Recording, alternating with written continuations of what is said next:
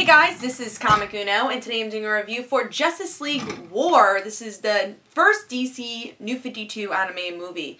And it seems like with the ending of this one, we might get more New 52 animated movies in the future. But yeah, this is an advanced review, so there won't be any spoilers. It's coming out February 4th, the movie, so let's talk about the whole movie and my thoughts on it. So, if you haven't read Justice League from the beginning, which actually, this is my San Diego Comic-Con shirt from 2011, I think, whenever New 52, like, right before New 52 started. Yeah, this is actually the whole Justice League first story arc. This is actually the shirt, so I thought this was a good shirt to wear for the review, because Justice League War is based on the first 6 issues of Justice League, what started the whole New 52. So we just had Flashpoint, so this is actually a really good continuation kind of Flashpoint, because maybe for people that just watched the DC anime movies, it is a good bridge from both those movies, but at least different animation, which I'll get into. But we get to see that these heroes, they come together, like Wonder Woman, Green Lantern, Flash, all these heroes, Superman, everyone except Aquaman. Aquaman was actually not in this movie, but was replaced by Shazam. So Aquaman was in the original story arc, and pretty much what happened in the original story arc happens in this movie. They make some changes, again, like Shazam being in this movie instead of Aquaman. I thought the comedy here was better than the comic, even though they had some great points in the comic. Comedy-wise, they actually added some points from the comic into this movie. Not a lot. There is a lot of differences. Dialogue-wise, it's not a complete copy, but we do get to see some dialogue, like when Green Lantern first meets Batman, saying, "Oh, I thought you were a myth," and then Flash and Green Lantern meeting again, because they actually met previously before the Justice League. So we get to have some really good moments there, and there's actually a lot of great jokes, especially with Wonder Woman, which I want to get into because Wonder Woman was kind of a joke character in this movie in a way, because that's all she was doing was playing jokes, and I felt bad for big Wonder Woman fans because we didn't get to see the serious side of Wonder Woman. Everyone was just hitting on her, and she played a lot of jokes. This didn't really feel like the Wonder Woman we all know and love from a lot of other DC animated movies. So maybe this was more the beginning of New 52 Wonder Woman, but we do get to see a lot of that, which I actually thought was pretty hilarious. Like when she first ate ice cream, she was the comedic relief in a way, and you wouldn't think that would be Wonder Woman's role, especially since we have Flash, which it's not Wally, it's Barry, but usually Flash is played out as the comedic role, or at least Hal.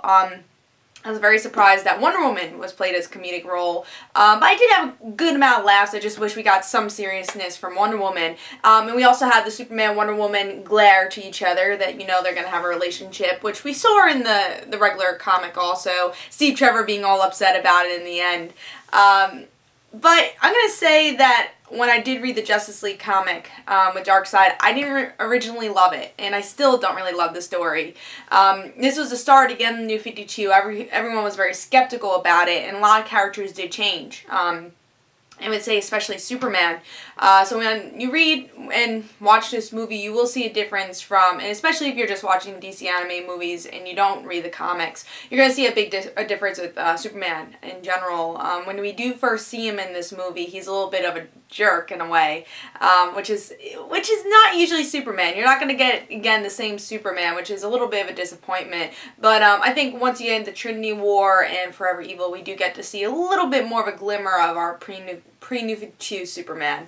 But in this movie, you do get to see a little of a cocky type Superman, especially once you first see him, which is a little bit of a disappointment. And again, originally when I read this comic, it wasn't one of my favorites. There was actually a point where I wanted to drop Justice League because I wasn't enjoying it. It was just okay. And then once Trinity War came, once I would say the end of the Shazam story arc, which I love the Shazam story arc, and why I kept picking up Justice League was because of that. So once all that came, it felt like the Justice League again. And you also have to remember this is 5 years before the Justice League formed. So you are going to see a lot of differences. And I think the movie does that also. You do see a lot of the differences. The animation for the movie was pretty good, a lot better than Flashpoint. It had less of an anime feel. This actually didn't have an anime feel at all. I did see the trailer for Son of Batman, and it seems like that will have more an anime feel, which I'm a little bit scared of, because that's one of the things I didn't love about Flashpoint. But the animation was great here. Action sequences were great, so that I have to definitely applaud. You know, this movie in general is not one of my favorite DC anime movies. Is some boring spells. It's a lot of just action. And then, yeah, them coming together, not really being friends though, which is, feels like a missing link to me in this movie, and maybe what I didn't love about the first story arc. You don't really see them become friends in the end. They actually admit that they're not friends. So there's a lot of that missing and a lot of character build-up missing. I think we get some good character build-up with Cyborg and a little bit with Shazam. Everyone else is just kind of, you know who they are, they have their personalities, but there's no real character stories going between them. It's a big action movie, I would say, which I enjoyed. I love the action in this movie. Darkseid's a cool villain. Not really... he's not really a deep villain. He's not a Lex Luthor or Joker, but he's a cool villain, especially for these type action movies. So, again, one of the disappointments for me was maybe the story. It's a little bit of a plain story, and especially if you read the comic already, it felt a little repetitive. Nothing too much was added new to this, in my opinion, that was exciting. But it wasn't so boring. I'm like, oh, I just want to shut this off. But there was times where I wanted to pause it and maybe like do other things. And that was something that was a little bit about this movie. But still an enjoyable movie. Like towards the end, I'm like, alright, I'm glad I watched it. And I feel like it is a movie you should be glad to watch. But I feel it's also probably a Netflix movie more than I need to get this DVD right away. So I recommend this for Netflix streaming, which DC anime movies actually do a lot. So I would wait for that. That's actually how I watched a lot of the DC anime movies, was through Netflix. So wait maybe a couple of months for that. Or if you get a cheap price for this DVD, I would do that. I wouldn't go out of your way to get this movie, especially if you already read the comic book. It's pretty similar. Also just want to mention about Shazam, the replacement of Shazam instead of Aquaman. There is an ending scene where we get a glimmer of Aquaman. That's all I'm going to say. I'm not going to spoil it. So don't worry, it seems like we will see Aquaman in the future. But Shazam, I thought he was actually a really good addition here. It's a little weird that we get to see him just become Shazam, not really an origin story like in the Justice League comic. It was Cyborg's origins. We got to see that in this movie. But we also got to see Shazam's origins through the back issues, and I mean not the back issues, but the secondary stories. And again, that's one of my favorite things about the Justice League story. It made me really fall in love with the character of Shazam. So it's a little disappointing that we didn't get to see Mary Marvel or really get to see Shazam's origins. We just know he's Shazam. And get to see a little bit of his home life, but maybe this would be a good opportunity for them to make his own movie for Shazam, which I think is totally possible. And what I'd rather have than what we did with that after credit scene of what movie's actually coming up. I'd rather have a Shazam movie. But for Aquaman fans, I guess you're going to be happy because he will be coming soon.